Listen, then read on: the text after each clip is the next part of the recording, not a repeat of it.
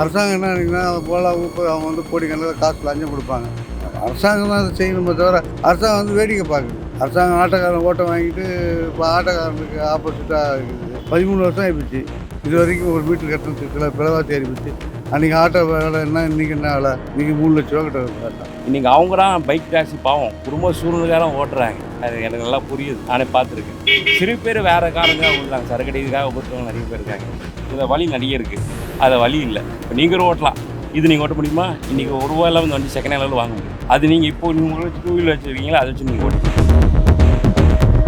இது ஆர்டிஓ பிடிக்க மாட்டேன்றாங்க, போலீஸாரும் கண்டுக்க மாட்டேன்றாங்க. இது கவர்மெண்ட் சரி கிடையாது. தமிழக அரசு சுத்தமாக சரி கிடையாது. அடிமட்ட இடத்துல போயிட்டு இருக்கிறது. ஆட்சி நடத்துறது இல்லை, இது ஒரு கோமாளித்தனமான ஆட்சி நடத்துறது. சுத்தமாக சரியே இல்லை.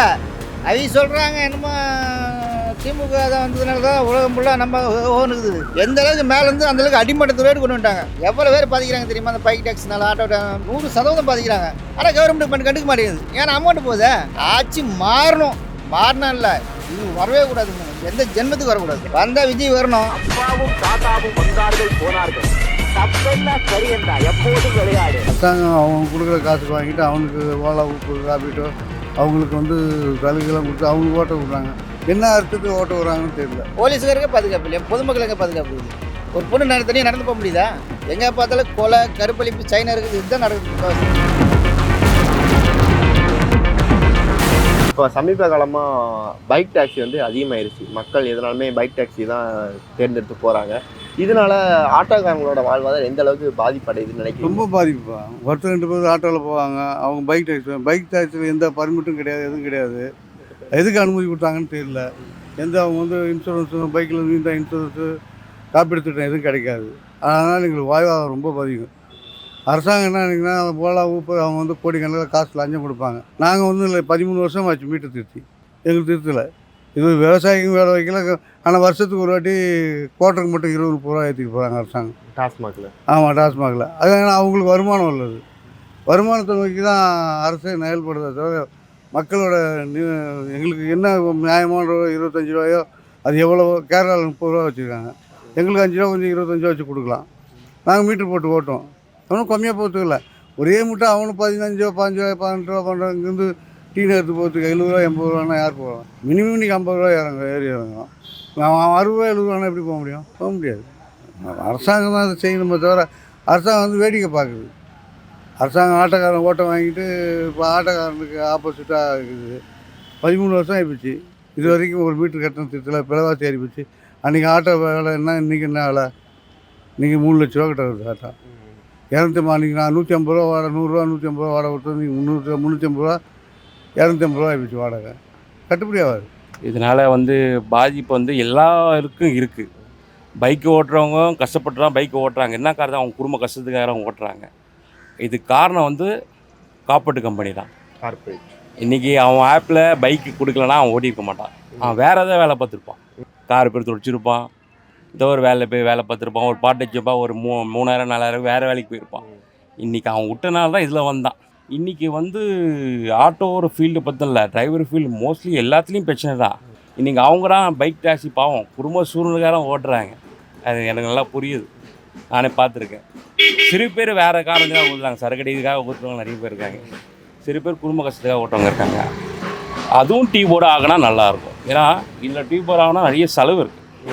நான் ஆக்சுவலாக ஹெவி ஓல்டர், ஆட்டோ பற்றும் கிடையாது.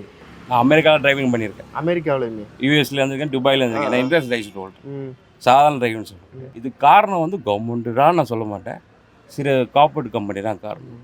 கவர்மெண்ட்டு டெல்லியிலேருந்து மாத்திரன்னு சொல்லியிருக்காங்க. அதோ சம்திங் இந்த கவர்மெண்ட், சென்ட்ரல் கவர்மெண்ட் அது வந்துச்சுன்னா நல்லாயிருக்கும். பைக் டாக்ஸி ஓட்டினா பெட்ரு. சில காரணம் இருக்குது, சில பேர் அவசரத்துக்கு போகிறதுக்காக. அது டீ போர்டாக ஆகி அதுக்கு என்ன வழின்னு தான் அவங்களுக்கு தெரிஞ்சால் சில பேர் வருவாங்க, சில பேர் போயிடுவாங்க. இதில் வழி நிறைய இருக்குது, அதில் வழி இல்லை. இப்போ நீங்கள் ஓட்டலாம் பைக் டாக்ஸி. எஸ், இது நீங்கள் ஓட்ட முடியுமா? இன்றைக்கி ஒரு ரூபாயில் வந்து வண்டி செகண்ட் ஹேண்டில் வாங்க முடியும். ஆமாம், அது நீங்கள் இப்போது நீங்கள் 2 வீலர் வச்சுருக்கீங்களா, அதை வச்சு நீங்கள் ஓட்டிக்கலாம். இதான் விஷயம் எனக்கு தெரிஞ்சு. இதுக்கு காரணம் கார்பரேட் கம்பெனி தான். அது எல்லா ஃபீல்ட்லையும் இருக்கட்டும். 50, 90, 100% பாதிக்கப்படுறாங்க ஆட்டோ இந்த பைக்கினால். அவன் வேலைக்கு போகிறான், மாதமானா 1 லட்சம் 2 லட்சம் சம்பாதிக்கிறான், 50,000 சம்பாதிக்கிறான், 70,000 காலைல 10 மணிக்கு வேலைக்கு போகிறான், 6 மணிலேருந்து ஓட்டுறான். திருப்பி 5 மணிக்கு டியூட்டி முடிச்சுட்டு திருப்பி சாயந்தரம் வரைக்கும் நைட்டு 10 மணி வரைக்கும் ஓட்டுறான். அது இன்சூரன்ஸ் இருக்குதா இல்லையான்னு தெரியல. ஆட்டோவுக்கு இன்சூரன்ஸ் இல்லை அப்படின்னா உடனே இப்போ போலீஸாரங்க ஃபைன் போடுறாங்க. ரெண்டாவது வந்து எஃப்சி பண்ணணும், அது வருஷத்துக்கு ஒரு முறை ஒரு அமௌண்ட் செலவாகுது. இவனுக்கு ஒன்றுமே கிடையாது. ஒரு பைக் மாற்றிட்டு டக்குன்னு அடுத்த பைக் எடுத்துக்கிறானுங்க. இது ஆர்டிஓ பிடிக்க மாட்டேன்றாங்க, போலீஸாரும் கண்டுக்க மாட்டேன்றாங்க. இது கவர்மெண்ட் சரி கிடையாது. தமிழக அரசு சுத்தமாக சரி கிடையாது. அடிமட்ட ரேட்டில் போயிட்டு கிடையாது. ஆட்சி நடத்துறது இல்லை, இது ஒரு கோமாளித்தனமான ஆட்சி நடத்துது. சுத்தமாக சரியே இல்லை. அவங்க சொல்கிறாங்க என்னமோ திமுக தான் வந்ததுனால தான் உலகம் ஃபுல்லாக நம்ம ஓனுக்குது. எந்த அளவுக்கு மேலேருந்து அந்தளவுக்கு அடிமட்டத்து ரேட்டு கொண்டு வந்துட்டாங்க. எவ்வளோ பேர் பாதிக்கிறாங்க தெரியுமா? அந்த பைக் டேக்ஸ்னால ஆட்டோ 100-150 பேருக்கு மேலே 100% பாதிக்கிறாங்க. ஆனால் கவர்மெண்ட் கண்டுக்க மாட்டேங்குது. ஏன்னா அமௌண்ட்டு போகுதே, அவங்ககிட்ட இருந்து அமௌண்ட். ஆமாம், ரேபிடோவுக்கு அவங்ககிட்ட இருந்து அமௌண்ட் போகுதுல்ல. ஆட்சி மாறணும். மாறினா இல்லை, இவங்க வரவே கூடாது. இவனுங்க எந்த ஜென்மத்துக்கு வரக்கூடாது. யார் வந்தால் நல்லா இருக்குன்னு நினைக்கிறீங்க? வந்தால் விஜய் வரணும், இவனுக்கு வரக்கூடாது. 2 பேருமே கலாணி பசங்க தானே, ஒரே கூட்டில் ஒன்று மாட்டேங்க தானே 2 பேரும். 2 பேர்னா ஒரே கூட்டில் அதிமுகவும் திமுககாரம் 2 பேரும் ஒரே கூட்டில் ஒரு மாட்டேங்க தானே வருங்க. புதுசாக வேணா கூட கையில் கொடுத்து பார்ப்போம். ஒரு பொறுப்பு கூட ஒப்பறிச்சா தான் நீ தெரியும் வேலை சரியா இல்லையானே. ஒப்பறிக்காமல் இவன் தேவையாட்டான்னு சொன்னால் எப்படி என்ன அர்த்தம்? ஆட்சி சரி கிடையாது முதல்ல, அவ்வளோதான். ஆட்சி சரியாக இருந்துட்டால் எல்லாம் நல்லபடியாக நடக்கும். மேலிடமே சரியில்லை. அரசியல்வாதிங்க ரெவடிஷன் பண்ண மாதிரி பண்ணுறானுங்க. அதான் அந்த திப்பிகள் விட்டு நடந்த ஒரு சம்பவம். அது என்ன சம்பவம் நடந்தது? என்ன ரவுடி மாதிரி நடத்துகிறான். ரவுடிஷன் தான் இது, ரவுடிஷன் தான். நிறையா பாதிப்பு. அதாவது லோக்கலில் ஒரு 30 ரூபா 40 ரூபா வர்ற சவாரியை கூட அவங்க 2 வீலரில் ஏற்றிட்டு போயிடுறாங்க. எங்களுக்கு நாங்கள் 100 ரூபா கேட்குறாங்கன்னா அவங்க 30 ரூபா கேட்குறாங்கன்ட்டு 2 வீலரில் போயிடுறாங்க. அதனால் 2 வீலர் போகிறது பாதுகாப்பு இல்லை. அது ஒரு பப்ளிக் வண்டி கிடையாது. அது ஒரு ஆள் ஓடுறதுக்கு தான் 2 வீலர் கொடுத்துருக்காங்க. அவங்க சொந்தக்காரங்க யாரோ ஒரு ஆளை எடுத்துகிட்டு போகலாம். இவங்க அதை கமர்ஷியல் இதாக யூஸ் பண்ணுறாங்க. அது மிக சட்டவிரோதமான செயல். அதை எந்த பைக் டாக்ஸியும் பண்ணக்கூடாது. ரொம்ப பாதிக்கப்பட்டது. ஏன்னா எங்களுக்கு வர சவாரிலாம் அவங்களுக்கு கம்மியாக வருதுன்னு அவங்களும் புக் பண்ணி எடுத்துன்னு போகிறாங்க. இப்போ நாங்களும் அதே தொழில் தான் பண்ணுறோம். அவங்க மற்றதெல்லாம் அவங்களுக்கு இருக்குது. இந்த மற்ற இந்த ஃபுட்டு டெலிவரி பண்ணுறது அதெல்லாம் பண்ணின்னு போகலாம். ஆளுங்களை ஏற்றுறதுன்னா நாங்கள் தான் ஏற்றணும். ஏன்னா எங்களுக்கு எல்லோ போர்டு ப்ளஸ் நாங்கள் வர ஆளுங்களுக்கும் நாங்கள் இன்சூரன்ஸ் போடுறோம், தேர்ட் பார்ட்டி இன்சூரன்ஸும் போடுறோம். அப்படி இருக்கும்போது வண்டியில் பைக்கில் போகும்போது ஆக்சிடெண்ட் ஆச்சுனாக்கா அவங்க ஒன்றும் பண்ண முடியாது. இப்போ நாங்கள்னாக்கா ஆட்டோவில் போய் தான் ஆக்சிடெண்ட் ஆச்சுன்னு கிளியர் பண்ணலாம். அது ஒன்று. அதுக்கப்புறம் அதான் எப்படின்னாக்கா இப்போ நாங்கள் போகிறது எங்களோட அவங்களுக்கு இன்னும் கம்மினாக்கா ஒரு 10 ரூபா 20 ரூபா தான் கம்மியாக இருக்கும். ஆனால் அதை அவங்க ஜனங்க உயிரை பணையை வச்சு போகிறாங்க. அதுமாரி நிறைய ஆக்சிடெண்ட்லாம் பார்த்துருக்கேன். நானே பார்த்துருக்கேன். அது அந்த 10-20 ஆசைப்பட்டதுக்காக தான் போடுறாங்க. லேடிஸும் சரி, ஜென்ஸும் சரி, வயசு பசங்களாக இருந்தாலும் சரி. எங்கள் வண்டியில் வர்றது சேஃப்டி, அவங்க பைக்கில் போகிறது சேஃப்டி கிடையாது.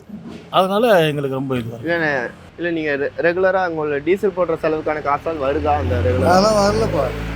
வெளியே சொன்னால் வைக்க வயிற்றுக்கு வாங்கி சாப்பிட்றது காலையில் 300 400 500 ஓட்டிட்டு வாடகை கொடுக்குறது 250 வாடகை, வீட்டுக்கு வாடகை கொடுக்குறேன். வீட்டு வாடகை 250, வண்டி வாடகை 250. சாப்பாடை குறைச்சிக்க வேண்டியதான். 100 ரூபாய்க்கு சாப்பிட்ற இடத்த 50 ரூபா சாப்பிட வேண்டியதான். இப்படி டீ சாப்பிட்றோம், 2 டீ சாப்பிட்றோம், ஒரு டீ சாப்பிட்டு சிக்கனமாக வந்துக்க வேண்டியதான். வேறு ஒன்றும் கிடையாது. இதெல்லாம் ஒன்றும் பண்ண முடியாது. அரசாங்கம் தான் பண்ணணும். அரசாங்கம் அவங்க கொடுக்குற காசுக்கு வாங்கிட்டு அவனுக்கு ஓலா உப்பு ராபிட்டோ அவங்களுக்கு சலுகைலாம் கொடுத்து அவங்க ஓட்ட விட்றாங்க. என்ன அர்த்தத்துக்கு ஓட்ட விட்றாங்கன்னு தெரியல. அது பேசுகிறாங்கன்னா கண்டிச்சிருக்கலாம். மொத்தமாக ஆளுக்கு ஜாதிக்கு ஒரு சங்கம், மதத்துக்கு ஒரு சங்கம், ஆளுக்கு ஒரு சங்கம் பிரிதி கிடக்குது. அவனுக்கு அரசியல்வாதிகளுக்கு ஈஸியாக இருக்குது. அரசியல்வாதிகளும் நட்டங்கள்லாம் கிடையாது. ஏற்றி கொடுத்தா ஏற மக்கள் கொடுத்துட்டு போகிறாங்க. இவனுக்கு என்ன வந்தது? ஒன்றும் கிடையாது. இவன் கோட்டருக்கு மட்டும் விலை ஏற்றி கொடுத்துருக்கான். விவசாய பொருளுக்கு 10 ரூபா ஏற்றி கொடுக்க மாட்டேன்றான். குறைன்னு சொன்னால் நிறைய குறை சொன்னால் தப்பாயிடும். ஆட்டோக்காரன் தப்பாக ரொம்ப அரசியல் பேசுகிறாங்க. அரசியலாம் பேசுகிறாங்க கிடையாது. அவங்க ஓலா உப்புக்கிட்ட காசு வாங்கிக்கிறாங்க, நாங்கள் காசு கொடுக்க மாட்டோம். அதனால் அவனுக்கு சலுகை கொடுக்குறாங்க. இப்போ ஆட்டோ பர்மிட் இல்லைன்னா இன்சூரன்ஸ் இல்லைனா பிடிக்கிறாங்க. அவனுக்கு எஃப்சி இன்சூரன்ஸு ரோட் டாக்ஸி எல்லாம் கட்டுறோம். அவன் எதை கட்டுறான்? ஃபோன் போட வண்டி போடுறதுல என்ன இருக்குது? அது அரசாங்கம் தான் பிடிக்கணும். அரசாங்கம் தான் தடை பண்ணணும். அரசாங்கம் தடை பண்ணாமல் நீங்கள் என்ன பண்ண, நீங்கள் உங்களை மாதிரி 4 பேர் கெட்டு போட்டு போவீங்க. அவன் இந்த காலை வாங்கி அந்த காலை போயிட்டே இருப்பான். நான் இதை பார்த்தேன். இந்த ஃபீல்டு செட் ஆகலை. இந்த ஃபீல்டு இறங்க போகிறேன். இந்த ஆட்டோ ஃபீல்டு எனக்கு ஆமாம். நான் ஆக்சுவலாக அதில் போனேன், இதில் வந்தேன். இதில் போனால் இது ஒன்றுமே இல்லை. இந்த லைசன்ஸு டிரைவிங்னா நான் 2-3 ஃபீல்டில் இருக்கேன். நல்லா இதில் வேணால் போயிடலாம், ஜம்ப் ஆகிடலாம். சில பேர் இல்லாதவங்க அதில் மாறி முடிக்கிறாங்க. ஆமாம், சில பேர் பண்ண முடியாதுல்ல. இன்றைக்கி லேபர் இன்றைக்கி 200 ரூபா, அந்த லேபர் 200 ரூபா கிடையாது, இன்றைக்கி 300 ரூபா.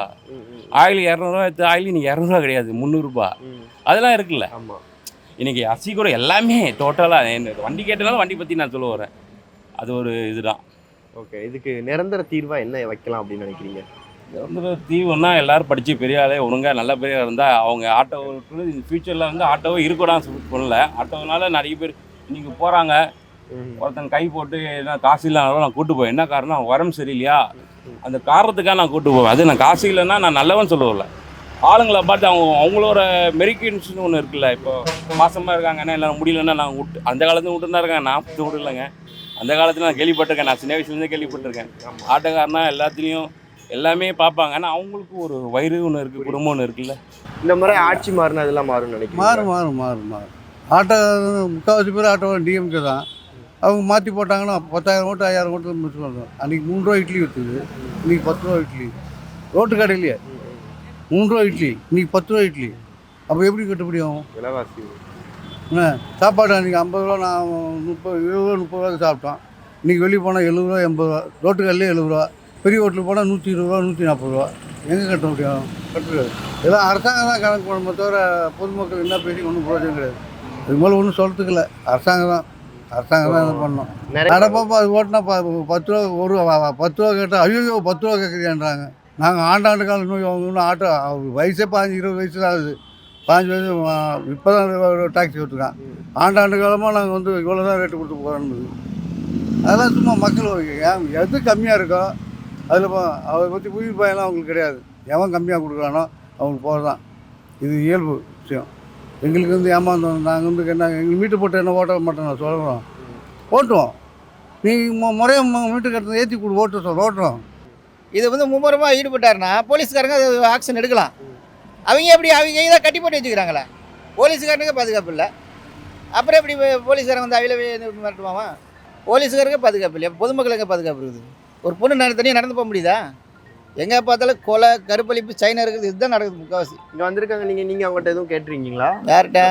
நான் எதுவும் கேட்குறதில்ல. கேட்டால் மட்டும் ஒன்றும் நடக்க போகிறதில்ல. அது கவர்மெண்ட் போலீஸ்காரங்க தான் நடவடிக்கை எடுக்கும். நாம் என்ன நம்ம அதிகாரம் நம்ம கையில் இருக்குது. அவங்க அதிகாரம் இருக்குது எடுக்கலாம். அவங்க போலீஸ்காரை பற்றி நினச்சா செய்யலாம்.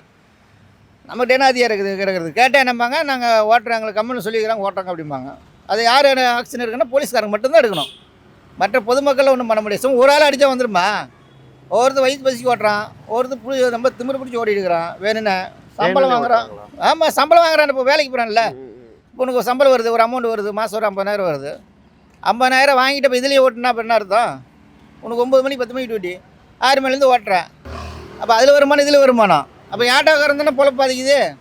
இவன் கடனை வாங்கி சரி டியூவை கட்டிவிட்டு பொண்டாட்டி பிள்ளை தாலியில் கூட அடமானம் வச்சு எஃப்சி பண்ணிக்கிட்டு வாழ்வாதாரமாக இப்போ பிள்ளைங்க படிப்பு செலவு அது இது இல்லை, ஏகப்பட்ட செலவு இருக்குல்ல. இவன் என்ன ஒரு 6 மாதம் 1 வருஷம் இந்த வண்டி ஓட்டுறான். பைக்கை தூக்கி போட்டு புது வண்டி வாங்கிக்கிறான். இப்படி வாங்க முடியுமா அந்த வண்டியை? 5 வருஷத்துக்கு முன்னாடி என்ன ரேட்டு விற்குது, இப்போ என்ன ரேட்டுக்கு விற்குது? 5 வருஷத்துக்கு முன்னாடி என்ன ரேட்டு 84 ரூபா வந்தது, இப்போ 164 ரூபா வருது. இப்போ எப்படி நீ இப்போ மீட்டர் கட்டணம் ஏற்றி 10-15 வருஷத்துக்கு மேலே ஆகுது. அப்போ பேத்துனியா? ஏன் கொடுக்கலாம்ல? 1.5 கிலோமீட்டருக்கு 50 ரூபா கொடுத்து கிலோமீட்டருக்கு 20 கொடுக்குறதா ஓட்டெல்லாம் போட்டு வெண்ணி உள்ளே போடு. ஒழுங்கு ஓட்டுவான்ல. நீ கொடுக்க மாட்டேன்றிய. நீ வாங்குற சம்பளம் அப்படியே தான் வாங்கிட்டு இருக்கிறியா? உங்கள் அப்பா உங்கள் தாத்தா காலத்தில் வாங்கிட்டு வந்த சம்பளம் அப்படியே தான் வாங்குறியா? நீ வாங்க நல்ல சம்பளம் வாங்கலாம். நீ எத்தனை கோடி கொள்ளையடிச்சு வச்சுக்கிறேன்? கொள்ளையடிக்காமல் ஆச்சுன்னு எடுத்துற. ஆண்டாக்காரன் 10 ரூபா எக்ஸ்ட்ரா வேணாம் மட்டும் ஊரில் 1008 குற்றம் சொல்கிறீங்க. இப்போ அரசியல் வாங்கி கோடிக்கணக்கு சம்பாதிக்கிறேன். அவன்லாம் இப்போ என்ன சொல்லுவேன்? யார்கிட்ட போய் குற்றம் சொல்லுவேன்? இதுக்கு நிரந்தர தீர்வு என்ன? நிரந்தர தீர்வு ஆட்சி மாறினா தீர்வு கிடைக்கலாம். இல்லைன்னா அது அப்படியே போய் தொலைஞ்சது வேண்டியதான். ஆட்சி மாறினாலும் என்ன சட்டம் கொண்டு வரலாம்னு நினைக்கிறேன்? சட்டம் கொண்டு வந்து பைக்காரனுக்கு ஓட்டக்கூடாது. அவனுக்கு ஓட்டினா நாங்கள் வந்து இன்சூரன்ஸு பர்மிட்டு ரெனியூல் பண்ணுறது எல்லாம் எஃப்சி பண்ணுறது எல்லாம் பண்ணுறது மாதிரி அவனுக்கு பண்ணால் பரவாயில்ல. அவனுக்கு ஒன்றுமே கிடையாது. இல்லை என்ன எஃப்சி இருக்குது? ஓன் போர்டுக்கு எதுவுமே கிடையாது. இன்சூரன்ஸ் மட்டும் கட்டினா போதாவது. சில வண்டிக்கு இன்சூரன்ஸ் இருக்குது, சில வண்டிக்கு இன்சூரன்ஸ் இல்லை. அது போலீஸ்காரங்க பார்த்து பிடிச்சாதான் அது உண்டு. அதெல்லாம் நேர்மையான அதிகாரி வந்து பார்த்து பிடிச்சாதான் உண்டு. இல்லைன்னா அது ஒன்று சிட்டியில் பர்மிட் கொடுத்துருங்க. உங்களுக்கு பர்மிட் கொடுக்குறீங்க. உங்கள் பைக் எதுக்கு வச்சுக்கிறீங்க? நீங்கள் உங்கள் பொண்டாட்டி பிள்ளையை ஏற்றிட்டு போகிறதுக்கு, நீங்கள் 2 ஃப்ரெண்ட்ஸுக்கு போகிறதுக்கு, அதுக்கு தானே பைக் கொடுத்து வாங்கிக்கிறீங்க. பர்மிட்டு தனியாக அது கொடுத்துருக்காங்கண்ணா ரேபிட்டை ஓட்டுறதுக்கு? இல்லை. அது ஏன் இப்போ நீ ஓட்டுற? ஒன்று இந்த மாதிரி நீ ஆட்டோ போட்டு ஓட்டு. நீ பைக் ஓட்டுறல, நீ ஆட்டோ போட்டு ஓட்டு. இதுனா 1 லிட்டர் பெட்ரோலுக்கு எப்படியா இருந்தாலும் 80 கிலோமீட்டர் 70 கிலோமீட்டர் கொடுக்குது. 1 லிட்டர் பெட்ரோல் போட்டேன்னா 100 ரூபாய்க்கு பெட்ரோல் போட்டேன்னா 2000 ரூபா சம்பாரிச்சிடுறேன். இதில் அப்படி கிடையாது, அப்படியே கொடுக்குது. அதான் ஆட்சி சரி கிடையாது, அவ்வளோதான். இப்போ ஒரு கிலோமீட்டருக்கு உள்ள அமௌண்ட் ஃபிக்ஸ் பண்ணியிருப்பாங்க இல்லையா? நீங்கள் நார்மலாக ஒரு ரேப்பிடோ ஒரு கஸ்டமர் புக் பண்ணுற நேரம் அந்த அமௌண்ட் வந்து உங்களுக்கு கரெக்டாக வந்துருது அந்த அது ரொம்ப கம்மியாக வருது. ஒவ்வொரு டயத்துக்கு நிறையா போகிறாங்க, ஒவ்வொரு டயம் ரொம்ப 12 ரூபா 10 ரூபா, லாங்கெலாம் போனால் 10 ரூபா 12 ரூபா போடுறாங்க. அது ரொம்ப கட்டுப்படி ஆகலை. அதாவது இங்கேருந்து ஒரு 10 கிலோமீட்டர் 20 கிலோமீட்டர்னா ஓகே, 40 கிலோமீட்டர் 50 கிலோமீட்டர் போகிறதுக்கு 10 ரூபா 12 ரூபா போட்டால் அங்கே போயிட்டு ரிட்டன் சவாரி ஆகுதுல்ல, ஏதாவது ஒரு டொக்கில் கொண்டு விட்டுறாங்க. அங்கேருந்து நம்ம எம்டியாக வர வேண்டியதாக இருக்குது. அது வந்து ரொம்ப லாஸ் ஆகுது எங்களுக்கு. ரோட்டுக்கு யாரும் வரதில்லை, நிறைய ஜனங்க அதுக்கே பழகிட்டாங்க. வீட்டுக்கிட்டே ஆமாம், வீட்டுக்கிட்டே புக் பண்ணால் வண்டி வருது. ஓலா இருக்குது, ஊபர் இருக்குது, ரேபிடோ இருக்குது. அந்த 3 ஆப்லேயும் ஏதாவது ஒன்று புக் பண்ணால் வீட்டுக்கிட்டே வண்டி போயிடுது. அதனால ஜனங்க ரோட்டுக்கு வர மாட்டேங்குதுங்க. ரோட்டுக்கு வந்து ஆட்டோ பிடிச்சா தான் அதில் எங்களுக்கு 10 ரூபாய் லாபம். ஆனால் இதில் ரேபிடோவில் லாபம் கிடையாது. கரெக்டாக அதுக்கு இதுக்கும் வண்டிக்கு கேஸ் போகிறதுக்கு, எங்கள் சாப்பாட்டுக்கு, வீட்டு செலவுக்கு அது கரெக்டாக தான் போய்கிட்டு இருக்குது. 10 நிமிஷம் எடுத்து வைக்க முடியாது. ஓகே. இந்த இப்போ பைக் டாக்ஸிக்காரங்களை இது பண்ணுறதுக்காக நீங்கள் உங்கள் இதில் ஏதோ பெட்டிஷன் கொடுத்துருக்கீங்களா உங்கள் ஆட்டோ சங்கத்து மூலமாக? எங்கள் சங்கத்து மூலமாக கொடுத்துருக்கோம். அவங்க என்ன சொல்லியிருக்காங்க?